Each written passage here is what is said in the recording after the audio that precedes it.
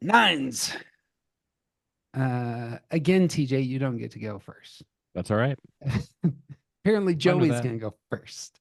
Mature nines. What comes to mind? Well, it's one of those things it's true of nines, regardless of maturity level or function, higher or lower functioning. I think the superpower of nines is truly being able to see both sides. Mm. Man, does that matter? And the ways that nines subtly de-escalate all the time is so important and so impactful. And because nines, who don't believe their presence matters, they're not trying to be big in the room. It's like you don't realize it's happening, and it's happening. And that's very cool. Agreed. The seeing everybody's position creates a spirit of acceptance at times that is really strong in my experience. And then just the love of peaceableness, I think because of genuine care for human beings that can be in the hearts of mature nines. What always hits me is that where I'm going to be aggressive, and if I want people to get along, I'm going to be more aggressive. The composure that nines often bring is something that is gift level, and yeah, I I don't, absolutely agree. yeah. That's a composure is a great word. That's a great word, Jeff. Positive presumption I would throw in there as well. I think that's a little different from seeing things from both sides. I have been more frustrated at times in my life with a nine husband when he's offering someone else positive presumption. So Yeah. it's so interesting because I brought that integrity piece up recently about eights, nines, and ones, and I had a nine kind of say, "So does it mean I know you're stealing from me, but you must need it more than I do?" And I'm like, Mm-hmm. yes, Yeah. that ties in that composure and everything that because you desire harmony, your ability to harmonize conflicting points of view is just magical to observe and experience. That was gonna be my last one is mature nines when they enter a space. TJ said this and denies saying it, but recall it. I'm sure there's a recording out there somewhere where TJ said, "I'm the weed that people bring to the party." And this ended up being helpful for me in terms of thinking about nines, in that you add that person, and all of a sudden there may be some tension in the room, but it does, kind of come down a little bit. Joe's here. We can't get a fight, Right, you know. right. Well Um, said. I love that. That was good. You deny saying that, TJ? I think that's great. Only because I don't remember saying it. Okay. The wisdom of it, I'm all on board with I'll that. take that. my beloved mother was a nine. The alongside eights, nines do this in a very different way, but it's you need to be in control of yourself, and but it comes across in a very different spirit. And I suppose as a gift, the the her routine focus, especially when she was drunk, was that you need to be free. And there is something about the nine who longs for you to have zero constraints and obstacles, and perhaps is even aware that you have dug yourself into a spot where you have way too much going on that's making your life chaotic. A lot of times nines, on behalf of for the sake of the rest of us, their wish, and perhaps they may not come out explicitly, and but their wish for us is, I really want you to have more looseness in your life. So that's been my experience. You're smiling, Joey. Freedom to be you, freedom to be who you are. I've said about Billy Schewee for our whole relationship that he explains me to people in a relatable way. I didn't write that down. This is you and I, the gifts. I need to be explained occasionally. This is very helpful to have nines in my life who will explain me to others. Right. And that it's so that is a gift only nines have. I call it relatable objectivity. Because sevens and fives, they've got, I believe I've said this on past podcasts with you guys. I believe where nine shifts to process is logic and objectivity. So they join that space with fives and sevens. And fives and sevens don't have aligned to people. Nines do. And so, or when I say people, the feeling center, they don't have a direct line. So nines end up being, you embody that one type. I think it's why you're at the top of the Enneagram. If I was going to say it, it's you are the conduit for subjectivity and objectivity. You can break things down for people who feel strongly about something where they don't overreact anymore and also see logic that they may not have been able to see if someone else tried to hand it to them. Yeah, within a lot of this, like seeing other people and seeing both sides, like those are good and really important, and nines carry that. And I think one of the other really, really important aspects of that whole thing is the ability to communicate that to other people. I say that always when I'm in business, when I'm in a corporate space, I am constantly encouraging nines to speak up. Because if you look at just the way our types settle out, there are big decisions being made in corporations all the time without much logic. Because if your logic is coming from, think about it, the way I say it is there are only 4 types who, without trying, without being conscious about it, bring logic to work. Only 4. 5s, 7s, and 9s, and then 8s were the only other one. As an 8, I'm going to lose you in my delivery. I'm going to be dismissive. It's going to come across condescending. I'm going to be too fast, all those things. 5s, same thing. 5s are so logical and so heady. When they bring logic, it's usually layered with some kind of cynicism or sarcasm. So they're going to lose you. 7s have to be paying attention. If the single boned focus is hard, but if they're weighed in, they got to bring it without levity. So that's their struggle. So then it comes down to 9s, and 9s are literally the last one who will speak up. Yep. And they are the type who can bring logic in a way that everyone in the room can hear it and hold on to it. And if that's not a superpower, I don't know what is. Well, and I also think this may just be like boots on the ground kind of experience that has taught me this, but that waiting until the end can sometimes also be really beneficial because everyone has put all their stuff on the table already. And now you can say, okay, look at all of this stuff and notice that we're talking about a ton of things that are not actually what we need to talk about.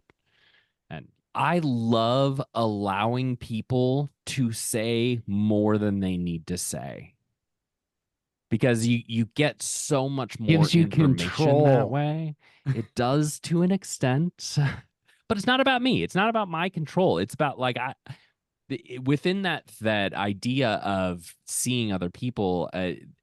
So much of what 9s want is for other people to do what they want. Like we don't want to impose our will on anyone, and we want everyone else to do what they want.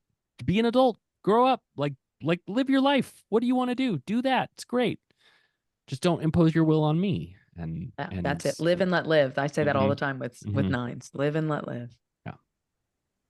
In the leadership side of things, the thing that comes to my mind is that 9s commonly, especially mature, will come across as old souls for exactly this reason. They waited till the end, and so apparently you're the elder here that's filled with wisdom. The rest of us are filled with beans, and lightning, and the nine speaks at the end. This, on one side, the nine is very seldom going to be the entrepreneur. On the other side, if you have built something robust that is filled with a lot of relational energy, often nines will rise to leadership after something has been built. Fives and nines who can, come with those sorts of skills to oversee the thing and all the people. Because we talked about this in our last podcast. The nine isn't aiming necessarily at any future goal. Right. The goal is right here. And the goal is, I want you all to get along. That's the only thing that matters. I don't care necessarily. I'm sure that there is I want to build something kind of maybe tertiary, but really it seems to me the goal is I want us all to get along. Am I wrong there? No, I think that's really well said. If I think about nines in leadership, what I think about is once they've gotten to that place and in a place where you're describing, Jeff,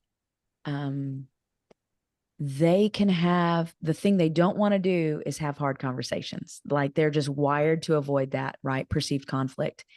And yet nines are the type to have the hard conversation, to say the hard truth to someone, and that person can hear it and feel like they were also seen. And so they can just receive it. Yeah. And only nines can do that. I have found. Yeah. I think it's the backside thing and this is why, again, nines kind of raise up to leadership in big institutions because everybody's looking around and saying, well, who do we trust here? And eventually everybody says, Joe knows me. Joe understands me. And if Joe were a leader, Joe would at least care for my needs. And Joe gets that big CEO paycheck because he just sat back, as was said, and waited and just listened to the rest of us. Wisdom and discernment. There it is. Wisdom and discernment. And sometimes it's laziness, but it gets the job done. That's when I say, TJ, to Billy, that later is not a point in time. Yeah, I know. It's fine. To go one step beyond this, though, they're like a legitimate superpower is that nines have the ability not only to hear the person and speak the hard truth, they also have the ability to reconcile people in a way that I don't think a lot of other types do. And it comes out of that space. And so the ability to speak in such a way that two folks can find common ground can be a huge power. It does take, as was said, it does take initiative though. So you have to be really confident and realize that your presence matters and that you're the only one that's going to do this or the house is going to burn down. Yeah. Yeah. I like to describe the trajectory of nines moving along the triangle as if the end goal, right, is security, which would be 3. I go back from there and I say, have you ever met a 3 who didn't believe their presence mattered? No, I haven't. Right. So a 9 starts in 9 space, and that's my presence doesn't matter. If they can once they get themselves to that 6 space, it's okay. I'm at least on this team, right? And people, I have something to offer. I think that's when they live into 6. And then when you can catapult from there to what I have to offer matters and it's mine to do. That's just so fun to see. We 3 or 4 years ago did a podcast with the great Suzanne Stabile on exactly that, on the high side of the stress number for each of the types. But I think you're exactly right, is that's a huge resource for the 9 is getting a little terror, and that's going to be motivating, and that's not all that bad. And there is you're hitting some relational earning tools in that space as well. Absolutely. I also think there's an aspect of I'll call it long suffering. Like the nines can last through issues, problems, things not working well. Like there's an element of like part of that, like later is not a point in time, also means that we'll plant in a place, and even if the like the things around us need to be addressed, like just planting can offer a level of stability that may help resolve some of the issues. Or even if we just wait this thing out, that issue is going to go away and we don't actually have to address it. That stability and consistency with nines. Steadfastness. There we go. Steadfastness. That's a great word. Yeah. That's what I'm thinking of. Mm-hmm. It's the first thing that came to my mind when you were talking was they're the least reactive type. Yeah. The least by far you are. Mm-hmm. But that then grows into on that high side, on that special, on that superpower, it's steadfastness for Right. sure. Right. Yeah. The tortoise and the hare situation. The tortoise very likely might have been a 9. I've used that analogy in my book. So yes, that nines at work, you know. Yeah. Another thing that may run across the body types is that kind of stability. And eights, nines, and ones are bringing it from different places. Yeah. I love that. Yeah. Absolutely. Yes. Probably goes with gut centered, I would guess. Like I can stand, Yeah. like we can stand in that space. That's a good point, Jeff. I like that. So does I want to push into that just slightly. The desire, because we're intuitional, eights, nines, and ones, the desire to feel a certain way in the world, that stability is going to be primary for our own motive, which we're going to offer to others. That's probably, I imagine that would be how that would work. And there's a sense of like, I know this is where I'm supposed to be, and I'll wait for conditions to be right for me to be here. Like, Yeah, like, if you like look part at of that, yeah, stability. if you look at all three of us as being steadfast, if you consider it that way, I Mhm. think then you have to look at the focus. Yeah. And Jeff and Yeah. me, our focus starts on the task. We're Mhm. doers, it's task focused. You don't stay in doing. Your focus is actually on others first. Mhm. And so you carry that steadfastness quicker to others, whereas it's probably seen more with Jeff and I in the doing. Sure. It's going to be relative for the 8 and 1 because tasks can and cannot get done. For nines, harmony is going to be like that's going to be fairly fixed.